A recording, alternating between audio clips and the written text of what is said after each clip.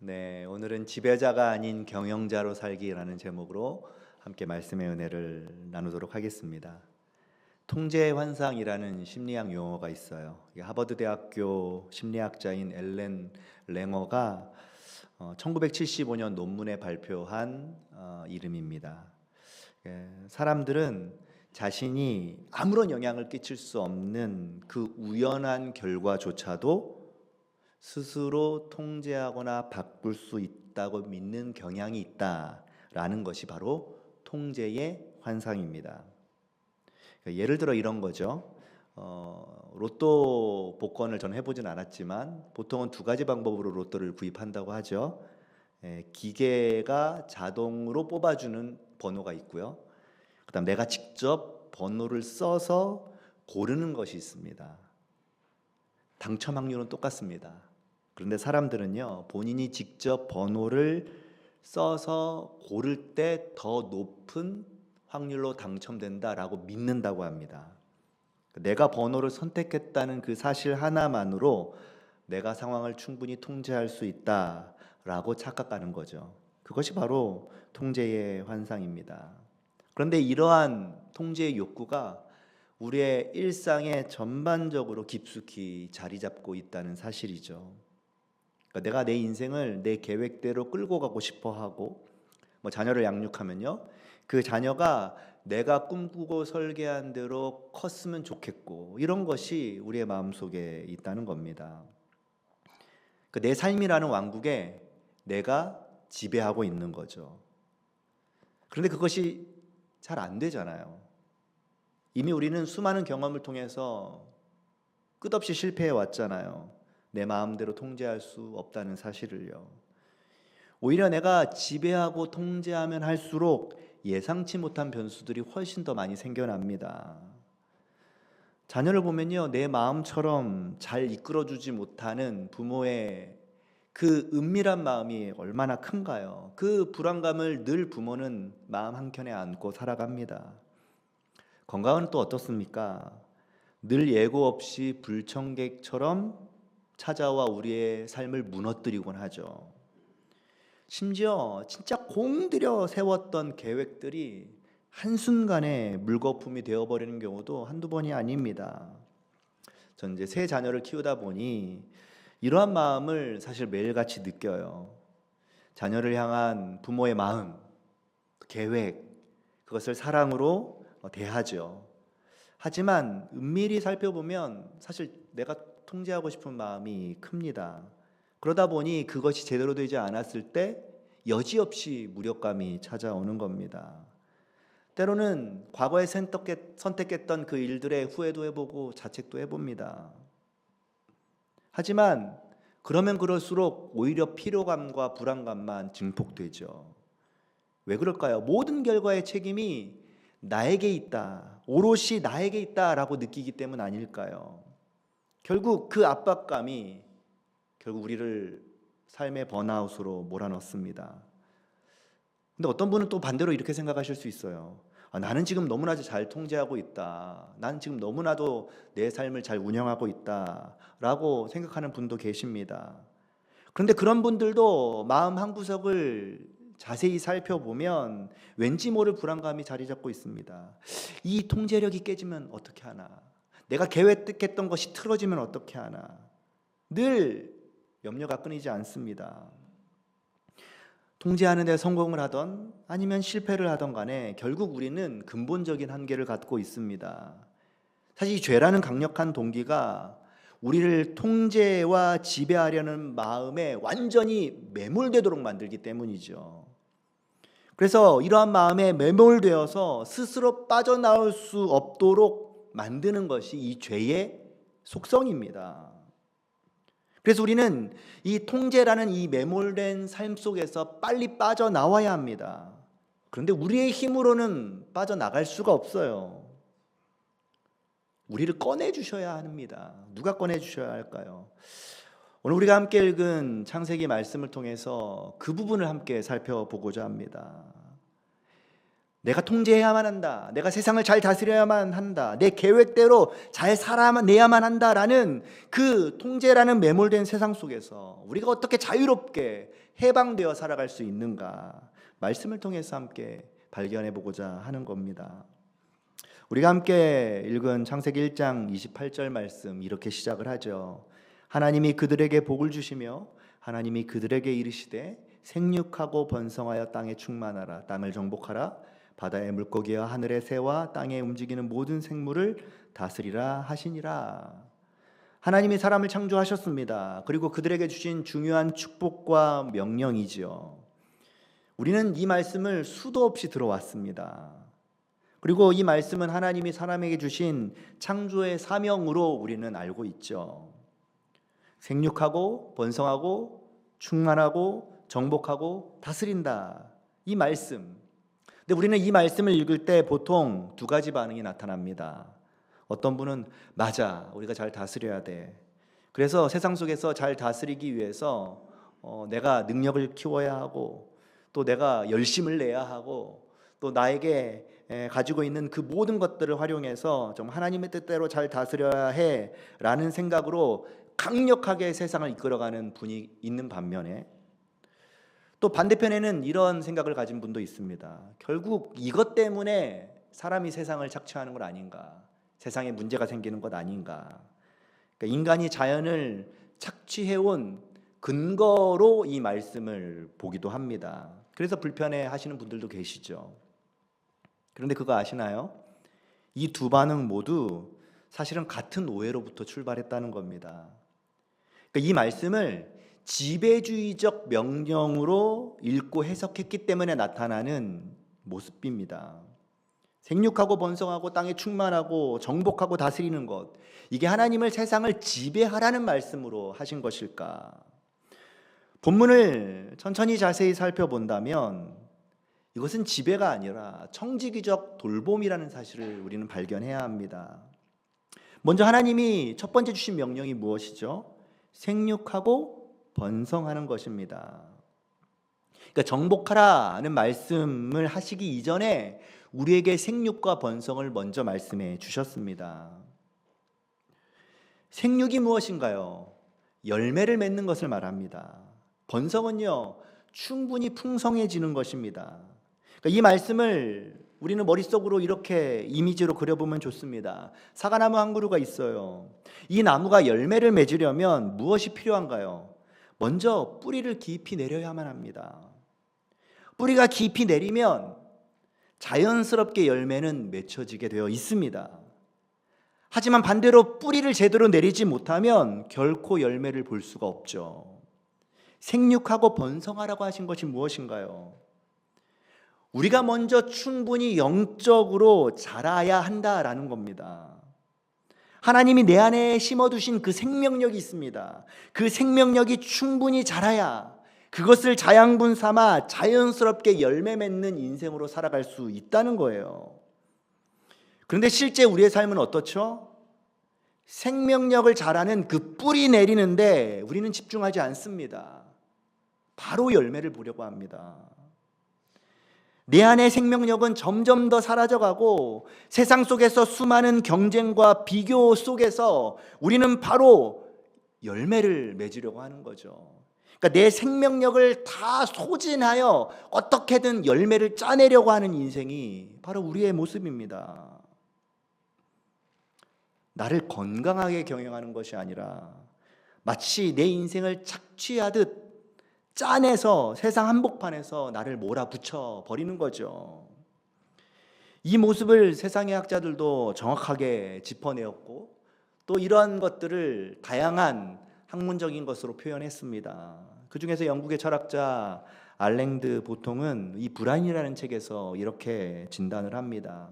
현대인의 불안은 사회적 지위를 향한 갈망에서 비롯된다. 현대 사회가 능력만 있으면 누구든 성공할 수 있다는 그 믿음을 심어줬다라고 이 책에서 이야기하죠. 그러니까 언뜻 보면 자유롭고 평등한 것 같지만 오히려 그것이 더 잔인한 결과를 만든다는 것입니다. 그러니까 능력주의 사회에서 도태되면 결국 그 책임은 오롯이 나의 무능력함, 또 나의 결함으로 치부해 버린다는 것이죠. 남 탓도 환경 탓도 할 수 없게 된다는 것입니다. 실패의 책임이 오롯이 나에게 있다라는 거죠. 그러다 보니 사람들이 결국에는 그 불안을 덮기 위해 또 다른 불안을 만들어낸다는 거예요. 하나의 욕망을 채우기 위해 또 다른 욕망을 대체한다는 과정을 끊임없이 만들어낸다는 겁니다. 이것이 바로 알랭드 보통이 불안에서 소개하는 모습입니다. 어찌 보면 하나님이 말씀하신 순서와 전혀 반대되는 삶을 살고 있는 겁니다. 충분히 자라기도 전에 우리는 열매를 짜내려고 하고, 충분히 뿌리 내리기도 전에 우리는 끊임없이 달려가려고 하는 거죠. 이것은 경영이 아닙니다. 착취입니다. 하나님이 말씀하신 생육과 번성은요, 전혀 다른 방향으로 나아가고 있습니다. 우리 안에서 건강하게 자라는 생육이 필요합니다. 하나님과 함께 견고히 뿌리 내리는 영적인 번성함이 우선이어야 합니다. 그러기에 우리가 신앙생활에 애를 쓰고 힘쓰는 것 아닙니까? 예배를 살아내야 하고 말씀과 기도 생활이 우리의 기초가 되어야 하는 거죠. 그것이 바로 생육과 번성의 기본 과정이기 때문입니다. 그 다음으로 하나님이 말씀하신 명령이 무엇이죠? 그 다음이 바로 충만과 정복이에요. 여기서 우리는 정복이라는 단어를 들을 때 매우 당황스럽게 느껴집니다. 보통 정복이라고 하면 마치 미국과 이란의 전쟁을 방불케 합니다. 강대국이 약소국을 짓밟는 그런 장면이 떠오르잖아요. 그것이 우리가 생각하는 정복의 의미죠. 하지만 성경이 말하는 정복이라는 단어는 본래는 복종시키다, 정복하다라는 의미를 가지고 있긴 하지만 우리는 그 단어의 그 문자적 의미로만 해석해서는 안 됩니다. 이 창조 문맥에서 우리는 이 정복이라는 단어를 살펴보아야 합니다. 이 본문의 창조 문맥에서 보면 사실은 무질서한 것을 질서 있게 정돈하는 것으로 소개하고 있습니다. 하나님께서는 무질서한 세상에 하나님이 질서를 부여해 주셨습니다. 그리고 그 질서로 세상을 순서 있게 창조하셨죠. 그리고 사람에게 그 무질서함을 질서함으로 정돈하도록 정복하라라고 말씀하신 것입니다. 그러니까 예를 들어 보면 이런 거죠. 잡초가 가득 나 있고 쓰레기가 가득한 폐가가 있습니다. 그 집을 정성껏 치웁니다. 잡초를 다 뽑습니다. 꽃도 심고 사람이 살기 좋은 아름다운 집으로 만들죠. 이것이 바로 성경에서 말하는 정복의 청지기적 의미입니다. 갈등이 있는 곳에 평화를 심는 것, 거짓이 있는 곳에 정직의 질서를 세우는 것, 그것이 하나님이 우리에게 맡기신 정복의 참된 의미이죠. 이러한 삶이 하나님은 세상 가운데에서 충만하길 원하신다는 겁니다. 그리고 이러한 삶이 결국은 우리를 끊임없이 매몰시키려는 세상에서 벗어날 수 있는 비결이죠. 그리고 이러한 삶을 하나님은 다스리는 것으로 말씀하셨습니다. 우리를 향해서 모든 생물을 다스리라 라고 하신 그 의미가 여기에 있는 거죠. 다스림은 왕의 통치입니다. 그런데 이 단어를 누구에게 사용하고 있죠? 우리에게 사용하고 있습니다. 사실 다스림은 오직 하나님만 사용하셔야 하는 단어입니다. 우리는 왕이 아닙니다. 우리는 왕 대신 하나님이 창조하신 피조물에 불과합니다. 그런데 왜 우리에게 왕의 통치를 명령하실까요? 사실 이 말을 사용하는 진짜 이유는 다른 곳에 있습니다. 왜냐하면 다스림을 가장 잘 보여준 선한 왕의 모델이 있기 때문입니다. 시편 기자는요, 시편 23편 1절에서 이 다스림을 이렇게 설명했습니다. 여호와는 나의 목자시니 내가 부족함이 없으리로다.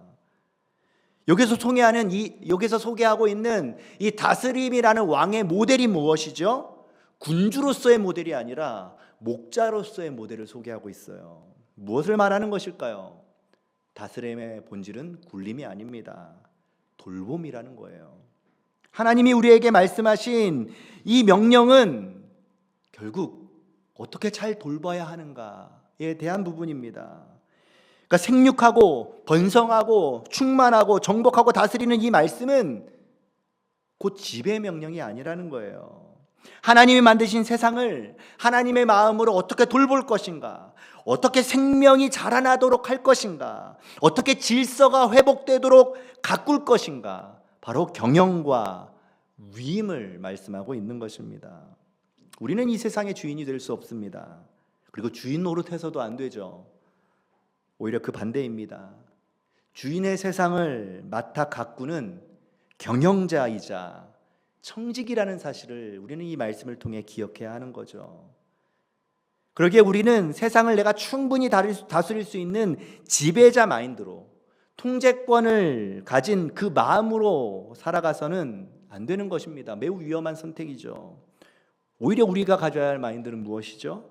하나님이 우리에게 맡겨주신 것을 내가 어떻게 거룩한 경영자로 잘 돌볼 것인가, 그것이 우리가 늘 끊임없이 가져야 하는 마음입니다.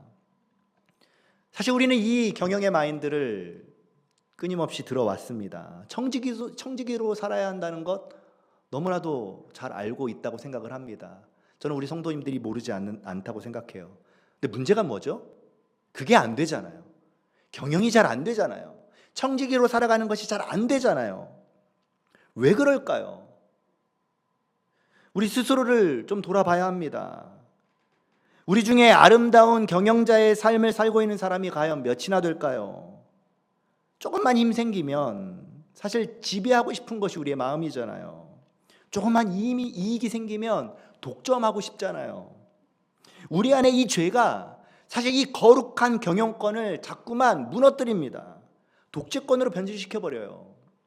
그래서 안 되는 거죠. 아무리 결단해도 우리는 끊임없이 다시 지배자의 자리에 서길 원하는 것이 우리의 마음 아닙니까? 그리고 그러한 결과가 창세기 3장에 고스란히 나타나잖아요. 하나님이 아담과 하와를 거룩한 청지기로 경영자로 부르셨죠. 하지만 아담과 하와는 어떻게 되었습니까? 하나님처럼 되겠다 라며 스스로 주인의 자리를 탐내지 않았습니까? 그리고 결국 두려움 속에 숨어야 했잖아요. 그 이후로 인류는 경영자의 자리를 잃어버렸습니다. 지배욕과 피로감 사이를 오가면서 두려워하며 살고 있죠. 이것이 무엇을 말해줍니까? 우리의 힘으로 할 수 없다는 거예요. 이미 우리는 경영자로서 실패를 맛본 사람들입니다. 우리가 아무리 노력하고 애써도 우리의 힘으로는 절대로 경영할 수 없어요. 그래서 우리에게 주님이 주신 대안이 무엇인가요? 우리를 대신할 완벽한 경영자를 보내주시지 않았습니까? 그분이 바로 예수님이세요. 예수님이 이 세상의 진짜 경영자십니다. 골로새서 1장 16절 말씀에 보면 바울이 명확하게 이렇게 소개하고 있어요. 만물이 그에게서 창조되되 하늘과 땅에서 보이는 것들과 보이지 않는 것들과 혹은 왕권들이나 주권들이나 통치자들이나 권세들이나 만물이 다 그로 말미암아 그를 위하여 창조되었고, 만물이 예수님으로 말미암아 지어졌고 예수님을 위해 지어졌고 예수님이 다스리신다라는 고백입니다. 그러니까 진정한 주인이 직접 우리의 삶에 찾아오셨습니다. 그리고 우리에게 찾아오신 예수님이 우리와 함께 우리의 삶을 경영해 가시는 거죠.